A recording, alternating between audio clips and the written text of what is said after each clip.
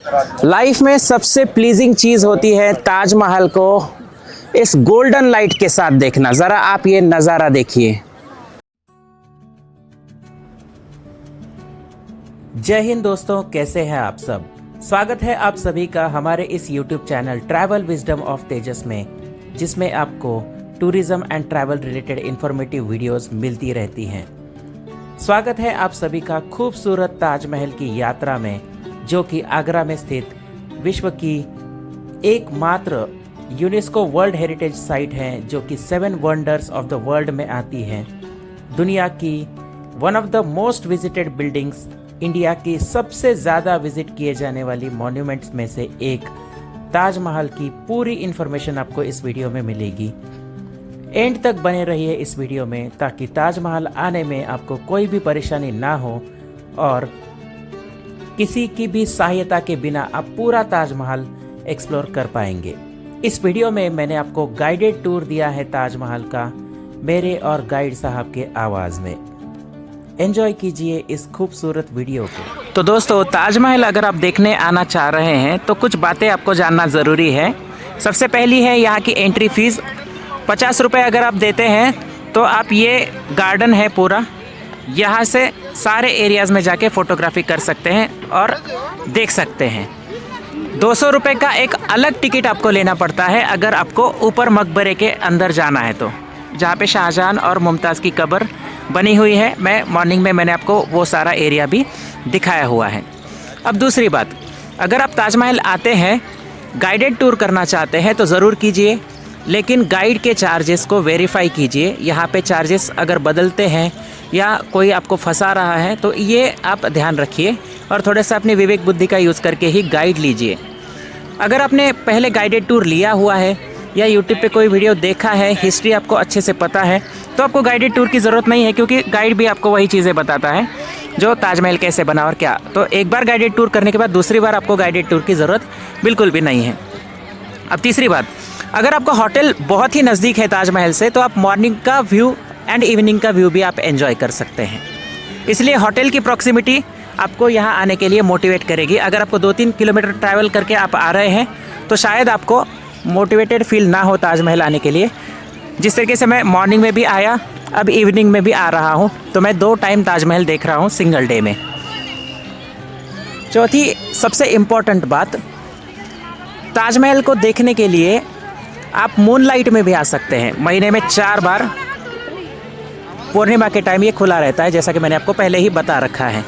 उसका एंट्री और उसका प्रोविज़न अलग होता है, जिसको आपको ध्यान से देखना पड़ेगा पहले से ही। इन सारी बातों को अगर आप ध्यान रखेंगे, best time to visit Taj Mahal जो होता है वो रहेगा आपका मार्च, अप्रैल, फरवरी, क्योंकि ठंड होती है एंड प्लीजिंग एनवायरनमेंट रहेगा। अक्टूबर या नवंबर में भी आप विज़िट कर सकते हैं। दिसंबर, जनवरी में यहाँ पे कोहरा होगा, तो नॉट श्योर कि आपका मतलब क्लियर स्काई मिलना थोड़ा मुश्किल होता है। और जब तक ये ब्लू स्काई आपको नहीं मिलेगा ताजमहल पे, तो आपको थोड़ी सी परेशानी हो सकती है या फोटोग्राफी में भी थोड़ी सी प्रॉब्लम्स आ सकती हैं। बार विजिट कर रहे हैं ताजमहल को, तो मैं और एक इन्फॉर्मेशन बता दूं, वो ये है कि कोई भी ट्रांसमिटिंग डिवाइसेस या कोई भी एक्सटर्नल माइक्रोफोन्स, ट्राइपॉड्स, ये आपको अंदर अलाउड नहीं है। इसके साथ में अगर आप खाने पीने की कोई चीज़ कैरी करते हैं तो वो भी अलाउड नहीं है। वाटर बॉटल सिर्फ आप कैरी कर सकते हैं, इसके अलावा कोई भी चीज़ आप यहाँ पर लेके मत आइए, क्योंकि अगर आप लेके आते हैं तो वैसे भी वो उनके लॉकर में जमा हो जाता है, उसका आपको कोई बेनिफिट मिलता नहीं है अंदर आने के बाद। अभी हम ताजमहल को अपने होटल की छत से देख रहे हैं, जो कि ताजमहल के परिसर में ही है। चलते हैं ताजमहल। एंटर होते ही गाइड साहब की आवाज़ में ताजमहल का पूरा गाइडेड टूर लेते हैं, जो कि हमें हिस्टोरिकल इन्फॉर्मेशन भी देगा और ताजमहल के कई सारे फैक्ट्स एंड फिगर्स भी हमें गाइड साहब के थ्रू पता चलेंगे। फोर कोर्ट एरिया है। हम लोग जिस गेट से आए हैं, ताजमहल का ईस्ट गेट है। ये वीआईपी गेट है। ज़्यादातर जो बड़ी बड़ी वीआईपीज़ आती हैं वो ताजमहल के ईस्ट गेट से आती हैं। ताजमहल का दूसरा गेट है western gate. Western gate Taj Mahal का लोकल पब्लिक गेट है। ज़्यादातर जो लोकल क्राउड आता है वो ताजमहल के वेस्टर्न गेट से आता है। और ताजमहल का तीसरा गेट है साउथ गेट। साउथ गेट के बिल्कुल नीचे छोटे छोटे रूम बने हुए हैं। ये टोटल इस कंपाउंड में 210 रूम है। ये वो रूम बने हुए हैं जो 20,000 लोगों ने ताजमहल को बनाया था। वो लोग उस ज़माने में यहाँ पर काम किया करते थे। और वो लोग रहते थे साउथ गेट, तो साउथ गेट को लेबर कॉलोनी गेट कहते हैं, लेकिन अभी फ़िलहाल इस गेट को बंद कर दिया गया है सिक्योरिटी रीजन से। ताजमहल का चौथा गेट है मेन एंट्रेंस गेट, इसे रॉयल गेट कहते हैं, शाही दरवाज़ा। इस दरवाजे की ये खूबसूरती है, इस दरवाजे के बिल्कुल फ्रंट पे कुरान की आयत लिखी गई है। This is a letter chapter of Quran. Taj Mahal के अंदर में कुरान के टोटल 14 चैप्टर लिखे गए हैं, 14, और ये जो सामने गेट पर लिखा गया है ये कुरान का पहला चैप्टर है। वो जो ब्लैक कलर जिससे वो लिखा गया है वो कोई कलर नहीं है, वो एक पत्थर है जिसे ब्लैक ऑनेक्स कहते हैं। ये बेल्जियम से आता है, इसे मार्बल को काट के हाफ इंच अंदर इनग्रेव किया गया है। बिल्कुल आप कुरान की आयतों के बराबर में देखें, एक छोटे छोटे फ्लावर्स बने हैं। ये जो फ्लावर्स आप देखेंगे ये सारे सेमी प्रेसियस स्टोन्स हैं। हर महीने में ताजमहल खुलता है नाइट में 5 दिन के लिए। पूर्णिमा होता है ना, पूर्णिमा से 2 दिन पहले और 2 दिन बाद। उसमें आपका इंडियंस का टिकट है 530 रुपये, लेकिन उसे आपको ऑनलाइन ही बुक करना पड़ेगा, वो ऑफलाइन नहीं मिलता। और उस टिकट में सिर्फ 400 लोगों को अलाउड किया जाता है। उसकी टाइमिंग होती है रात को 8:30 से 11:30। 400 लोगों को वो लोग 3 स्लॉट में डाइवर्ट करते हैं, यानी आपको सिर्फ 30 मिनट देंगे ताजमहल को देखने के लिए। तो जब मून की लाइट इन फ्लावर्स पर आती है तो ये स्पार्क करते हैं, ये इसकी खूबसूरती है। लेकिन वो जो व्यू है वो डिपेंड करता है आपके लक पे कि वेदर क्लीन होना चाहिए। अगर वेदर ख़राब हुआ तो टिकट भी आपका ख़राब जाएगा। बिल्कुल गेट के ऊपर छोटे छोटे डोम्स लगे हुए हैं वाइट कलर में। ये 11 डोम गेट के फ्रंट पे लगे हुए हैं, 11 डोम गेट के पीछे की तरफ लगे हुए हैं। ये 22 डोम्स हैं। ये सिंबलाइज किया गया है ताजमहल 22 साल में बन के तैयार हुआ। तो एवरी ईयर्स की काउंटिंग के लिए वहाँ उन्होंने डोम्स को यूज़ किया। लेकिन ज़्यादातर जो लोग आते हैं ताज को देखने के लिए, उन्हें ऐसा लगता है कि जिन कारीगरों ने ताजमहल को बनाया था उनके हाथ काट दिए गए थे, या ये मुमताज़ की डेथ के बाद बनाया गया था। ये दोनों चीज़ गलत हैं। 1628 में शाहजहां ने अपने हाथों से ताजमहल का फाउंडेशन रखा था जब मुमताज़ जिंदा थी। लेकिन 1630 बुरहानपुर मध्य प्रदेश में मुमताज़ की डिलीवरी टाइम पर डेथ हो गई जब उनके 14वें बच्चे का जन्म हुआ। तो मुमताज़ के 14 बच्चे थे, 14 बच्चों में से 8 बच्चे डिलीवरी टाइम पर डेथ थे और 6 जिंदा थे, जिसमें 2 बेटियां थीं, जहां आरा और रोशन आरा, और 4 बेटे थे, दारा शिको, सूजा, औरंगजेब और मुराद। तो 8 बच्चों जब उनकी डेथ हुई थी 1630 में, तब यहाँ पर सिर्फ ताजमहल का फाउंडेशन ही रखा गया था। तो बुरहानपुर में एक नदी है, ताप्ती नदी। हाँ, उस नदी के किनारे पे एक बहुत बड़ा बाउंड्री वाउल बनाया गया, आज भी वो जगह वहाँ पर है, और उसमें छोटे छोटे होल्स किए गए थे। उस ज़माने में वो उन होल्स में दीपक जलाते थे, जो मुमताज़ की बॉडी को वहाँ कॉफिन में लेप करके रखा गया। और जब 22 साल बाद ये ताजमहल बन के तैयार हुआ तो मुमताज़ की बॉडी को आगरा लाया गया। लेकिन उस कॉफिन को नहीं खोला क्योंकि वो एक मम्मी हो चुकी थी, तो कॉफिन के साथ शाहजहां ने उनको दफनाया। तो Taj Mahal, this is the biggest mausoleum in the world. You know mausoleum, mausoleum like a graveyard, क्योंकि इसमें दोनों की कब्र है, इसलिए हम इसे ग्रेवयार्ड कहते हैं। तो she was die in 1630, the work are start for the 1631 and the whole work are complete in 1653। तो इस तरह से 22 ईयर्स लगे ताजमहल को कंप्लीट होने में। लेकिन मुमताज़ ये शाहजहां की तीसरी वाइफ थी। उनकी पहली वाइफ का नाम था सरहिंदी बेगम, वो हिंदू थी। दूसरी वाइफ का नाम था फतेहपुरी बेगम। तीसरी वाइफ जिनके लिए ताजमहल बनाया गया। तो उनकी पहली और दूसरी वाइफ की जो कब्र है, जहाँ से हम लोगों ने एंटर किया, ईस्ट गेट और वेस्ट गेट, लेकिन ये सभी पार्ट सब सिक्योरिटी रीजन से बंद कर दिए गए। तो मुमताज़ को शाहजहां ने ये टाइटल नेम दिया था। मुमताज़ का असली नाम था अर्जुमन बानो बेगम। जैसे आपने शाहजहां का नाम सुना है ना, ये टाइटल नेम है। पूरा नाम था शहनशाह शाहजहां शहाबुद्दीन खुर्रम, ये उनका पूरा नाम था।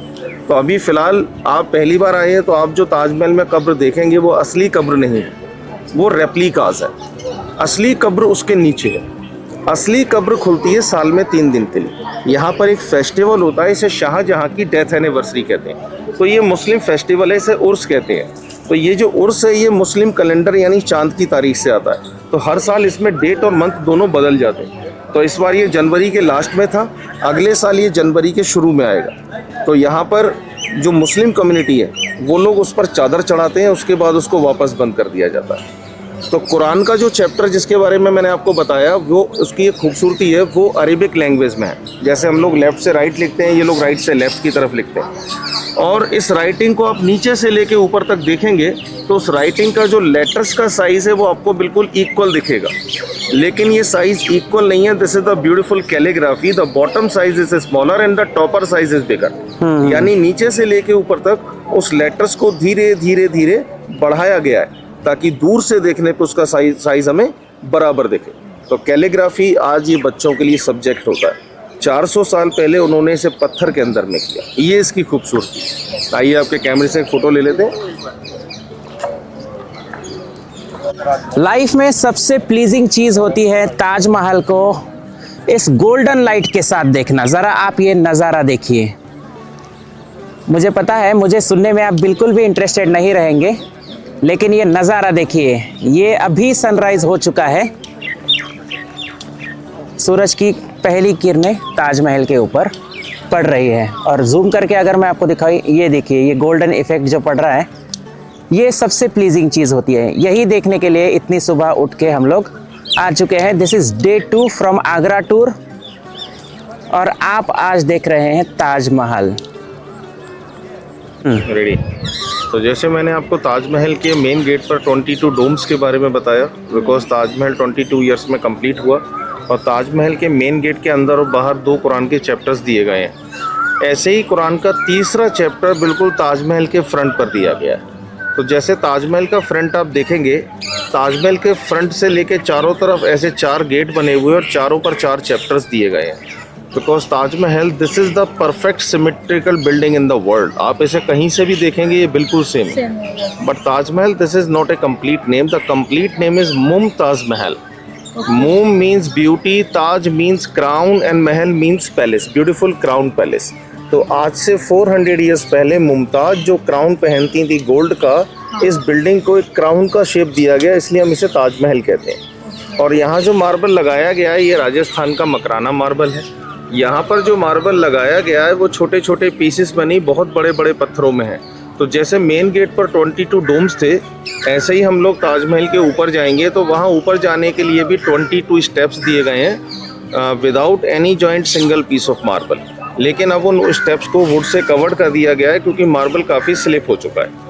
ताजमहल के बिल्कुल मेन डोम के ऊपर आप देखिए एक मेटल पार्ट लगा हुआ है डोम के ऊपर।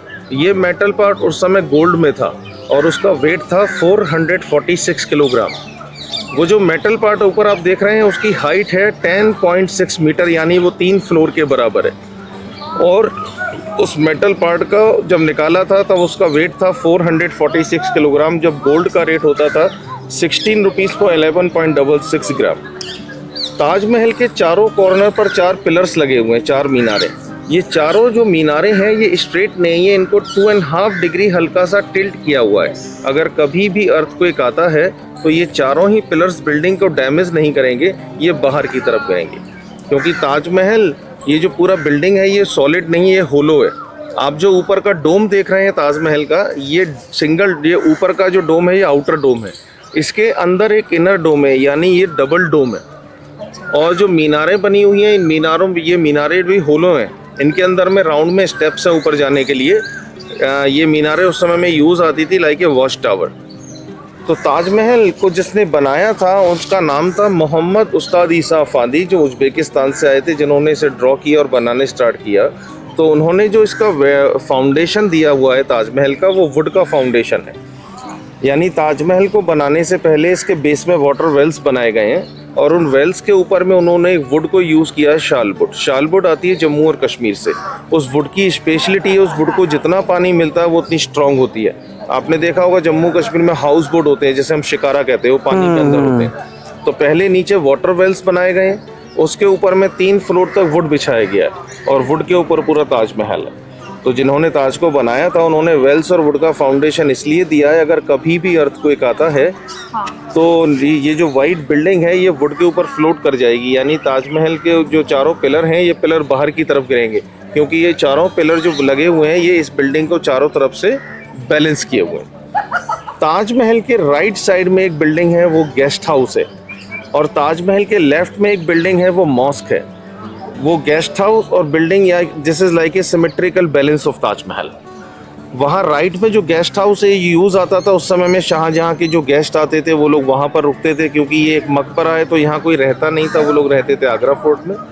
ताजमहल के अंदर मस्जिद है, जितने भी कारीगरों ने ताजमहल को बनाया था उसमें से जो लोग मुस्लिम थे उनको नमाज़ पढ़ने के लिए यहाँ पर मस्जिद बनाई गई।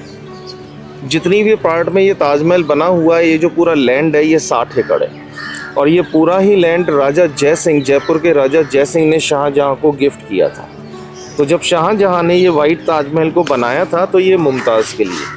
शाहजहाँ एक और ताजमहल बनाना चाहते थे ब्लैक का, शायद आपने कभी सुना हो। हाँ। लेकिन तभी उनके बेटे औरंगजेब ने 1658 में शाहजहाँ को अरेस्ट कर लिया। तो इस ताजमहल के पीछे यमुना नदी है, and cross the Yamuna river there are the foundation of black Taj Mahal. अभी मैं आपको उसके बारे में ऊपर से बताऊंगा। अब आप जहाँ हम खड़े हैं उसके लेफ्ट में देखिए एक रेड बिल्डिंग दिखेगा आपको, और इसका बिल्कुल सेम बिल्डिंग आपको राइट में दिखेगा सामने की तरफ। एक्चुअली ये दोनों बिल्डिंग ड्रम हाउस है।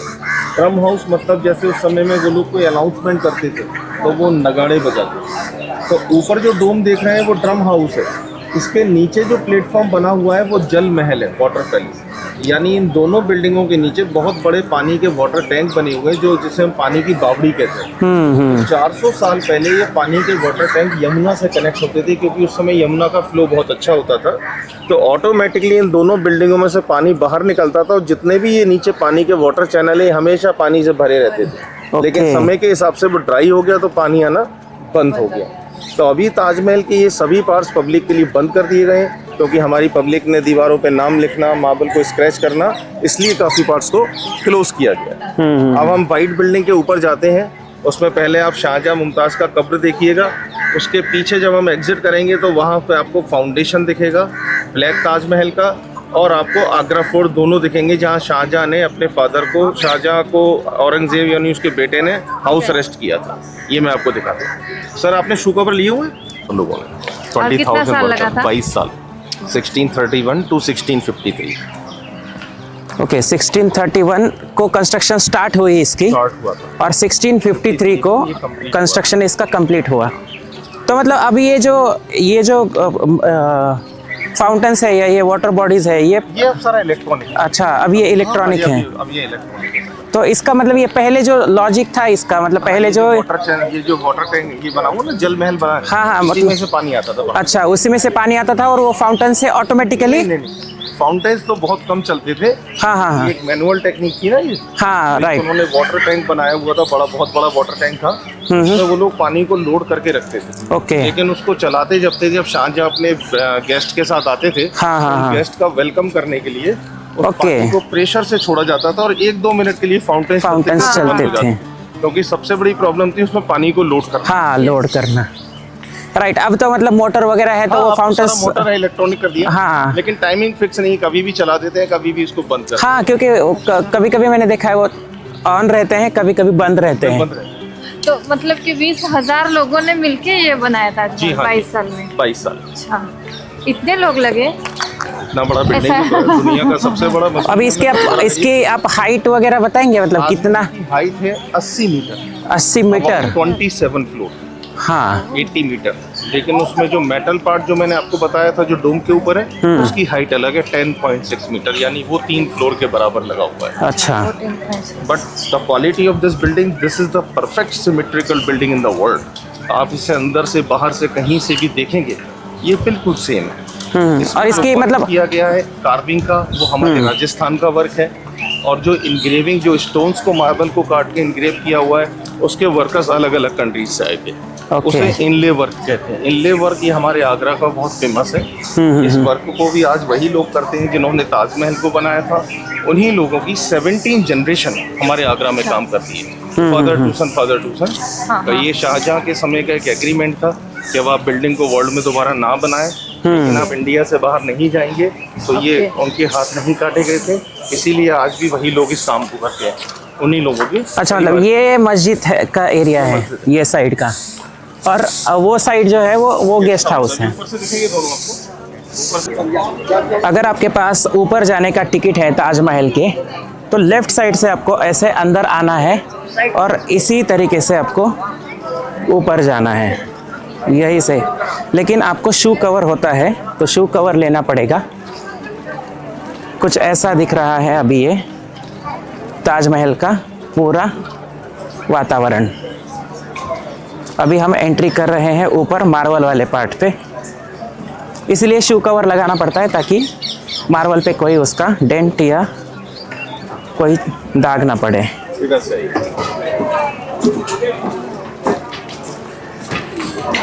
तो ये जो कार्विंग आपको दिख रही है ये राजस्थान के कारीगरों ने बनाई थी। इसको ये स्टोन में एनग्रेव करके कार्विंग की गई है पूरी। इनले वर्क इसको कहा जाता है। अच्छा, ये जो आप ऊपर देख रहे हैं कलर्स में किया हुआ ये है इनले वर्क, और ये जो है ये है आपका कार्विंग जो कि वाइट मार्बल पे किया गया है। इसको बहुत डैमेज किया है लोगों ने भी।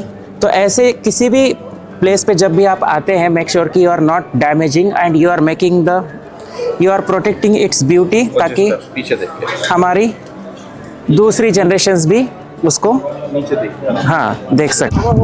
तो ये जो हम अभी देख रहे हैं ये मॉर्निंग साइड, मतलब मॉर्निंग में यमुना का व्यू है। यहाँ से यमुना कर्व होती है और ये वेस्टर्न साइड की मीनार, इस साइड है मस्जिद जहाँ पे लोग प्रेयर किया करते थे। ये है ताजमहल का व्यू। ये मेहताब बाग वाली वीडियो में भी मैंने आपको अच्छे से दिखाया है ये वाला जो व्यू है। मॉर्निंग टाइम पे अगर आप आते हैं तो यमुना यहाँ पे कर्व होती है पूरी तरीके से। आप देखिए ये साइड भी कर्व है। सामने ये रहा मेहताब बाग, ये साइड भी कर्व है। यहाँ से आगरा फोर्ट का व्यू आता है, लेकिन अभी क्लियरली दिखेगा नहीं, लेकिन आगरा फोर्ट का व्यू भी मैं आपको दिखाऊंगा। आगरा फोर्ट से ताजमहल का भी व्यू मैं आपको दिखाऊंगा जो शाहजहां को दिखता था उनकी कैद में। ये है गेस्ट हाउस जहाँ पे शाहजहां के गेस्ट रुका करते थे। यहाँ से जब आपके पास टिकट होती है ताजमहल को देखने की तो आप यहाँ से एग्जिट लेते हैं। यह है यमुना साइड, यमुना की साइड, यहाँ से हम एग्जिट लेते हैं। ये सामने है गेस्ट हाउस। आज का मौसम काफ़ी खूबसूरत है इसलिए व्यू भी अच्छा आ रहा है। ये है ताजमहल की ईस्टर्न साइड की मीनार। इसके ऊपर का काम देखिए आप, ये छतरी, नीचे का डिज़ाइन कितना बारीकी से किया गया है ये आप देखिए।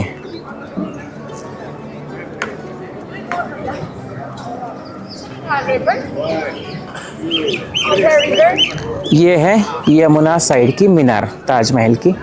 आसमान में देखिए कितनी सुंदर लग रही है ये।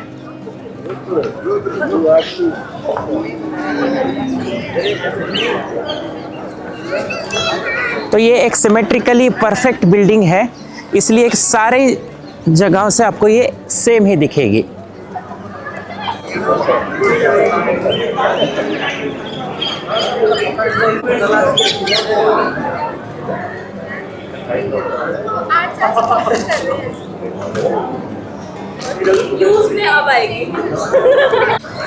ऊपर से ये व्यू देखिए ताजमहल का फ्रंट साइड।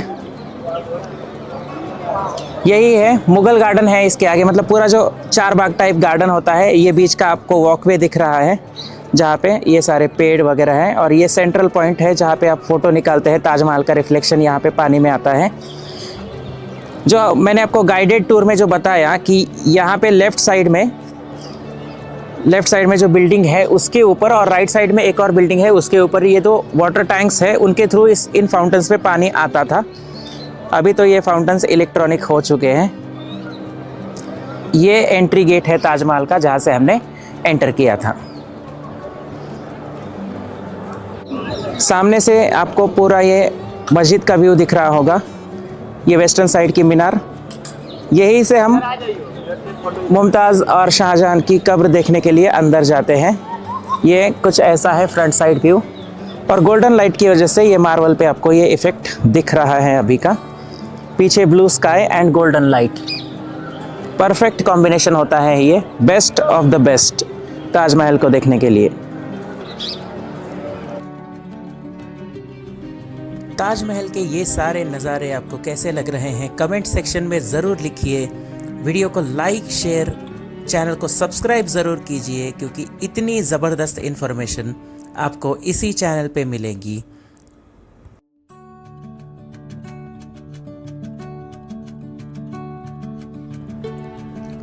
ताजमहल अगर आपने नहीं देखा है तो आगरा आने के बाद आपको सबसे पहले ताजमहल ही देखना चाहिए। लेकिन एक बात का ध्यान रखिए, ये फ्राइडे को बंद होता है, इसलिए आपको फ्राइडे को छोड़ के किसी भी दिन ताजमहल आएंगे आप तो आपको एंट्री मिल जाएगी। मॉर्निंग और इवनिंग सबसे बेस्ट टाइम होता है ताजमहल को देखने का। अगर आप पूर्णिमा के आसपास आ रहे हैं तो नाइट का भी आप एक टिकट ले सकते हैं। तो दोस्तों अभी बज चुके हैं शाम के 6:30 और ये ताजमहल का आप कलर देखिए। सुबह मैंने जो कलर आपको दिखाया था वो अलग था, उसमें सनलाइट थी, गोल्डन था। अभी ये मिल्की मिल्की सा दिख रहा है, पूरा सफ़ेद एकदम। ये देखिए, और भी मैं आपको थोड़ा जूम करके दिखाता हूँ। स्पेशली ये देखिए, कलर चेंज हो चुका है अभी, और पीछे काले थोड़े थोड़े बादल्स भी हैं, इसीलिए एक अलग शेड दिख रहा है ताजमहल का। तो इसी वीडियो में आपने दो या तीन चेंजेस देखे हैं ताजमहल के कलर्स में। मतलब जो बोलते हैं कि ताजमहल अपने, मतलब ये जो वाइट मार्बल है उस पर जिस एंगल से, जिस तरीके से लाइट पड़ेगी उसी हिसाब से वो चमकता है। आज तो पूरा आसमान क्लियर नहीं है, नहीं तो लालिमा जब पड़ती है सूरज ढलने के बाद, वो भी मैं आपको दिखाता कि उसके साथ ताजमहल का कलर कैसे रिएक्ट करता है। बड़ा ही इंटरेस्टिंग होता है। जिस भी टाइम आप आए, क्लियर अगर वहाँ पे स्काई है तो आपका लक एकदम ज़बरदस्त है। आप वो लालिमा देख सकते हैं या तो सनराइज़ के पहले या सनसेट के बाद भी। और आपकी जानकारी के लिए मैं बता दूं कि ताजमहल मूनलाइट में हर पूर्णिमा के टाइम पे 4 दिन खुला रहता है, जिसमें सिर्फ 400 लोगों की ही एंट्री अलाउड होती है, और उसके लिए आपको ऑनलाइन टिकट लेनी पड़ती है। तो वो ऑनलाइन टिकट लेके ही आप देख सकते हैं। ऑफलाइन टिकट की कोई भी प्रोविज़न वहाँ पे नहीं होती है। आपको एक स्लॉट में डिवाइड करके छोड़ा जाता है। सिर्फ आधा घंटा ही आपको ताजमहल की खूबसूरती को निहारने का वक्त मिलता है मूनलाइट में। अगर आपको वो टिकट नहीं मिलती है तो आपके लिए एक और ऑप्शन होता है, वो है मेहताब बाग से ताजमहल को रात में देखना। सेम व्यू आएगा, क्योंकि ये एक परफेक्टली सिमेट्रिकल बिल्डिंग है, तो आपको नज़ारे सेम मिलेंगे चाहे आप कहीं से भी देखिए।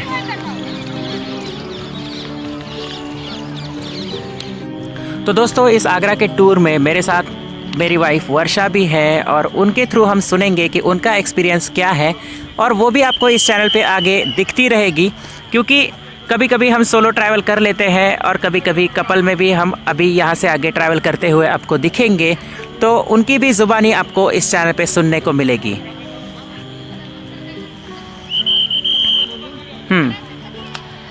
तो यहाँ आके तो मुझे बहुत अच्छा लगा, और शादी के बाद की ये हमारी पहली पिकनिक है, तो इसलिए तो it was very amazing for me. Taj Mahal देखना हर एक का ड्रीम होता है, तो मेरा भी ड्रीम था जो कि आज फुलफ़िल हो गया, और मुझे बहुत बहुत ज़्यादा अच्छा लगा। एंड बहुत जल्दी फुलफ़िल हुआ है। फर्स्ट ट्रिप ही ताजमहल पे आई है। यस, और यहाँ के हर एक चीज़ जो भी हमने एक्सप्लोर करी वो बहुत अच्छी थी, जो कि आप बाकी सारे वीडियोज़ में देखेंगे कि हमने क्या क्या एक्सप्लोर किया है। बट मैं आपको एक इंटरेस्टिंग फैक्ट बता दूं जो कि मुझे यहाँ आने के बाद पता चला, जो कि हमने कहीं किसी बुक में नहीं पढ़ी है या कहीं सुनी नहीं होगी शायद। तो यहाँ पे गाइड के द्वारा मुझे ये पता चला कि जैसे हम सुनते आए हैं कि यहाँ जो मुमताज़ का कब्र बनाया गया है, तो वो उनके ऑफ होने के बाद में, उनके एक्सपायर होने के बाद में उनकी याद में बनाया है, ऐसा कहा जाता है।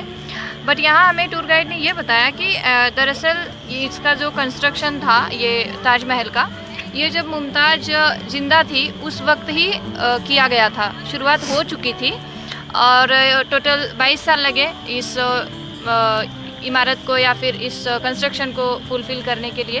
जो हम देखने आए हैं। लगभग 20,000 लोगों ने इसमें काम किया है। तो चलिए दोस्तों, it's time to say goodbye from Agra Taj Mahal. अभी हम मिलते हैं किसी नए वीडियो में। होप आपको ये इन्फॉर्मेशन अच्छी लगी होंगी। ताजमहल के सिनेमैटिक शॉट्स, मॉर्निंग और इवनिंग का व्यू आपने एंजॉय किया होगा। वीडियो को पूरा देखिए। इन्फॉर्मेशन और आपकी लाइफ के नॉलेज के खजाने को भरने का काम मैं इस चैनल के माध्यम से करता रहूँगा। अब मिलते हैं किसी नए शहर में किसी नए टॉपिक के साथ। तब तक के लिए goodbye, tata, take care and happy life.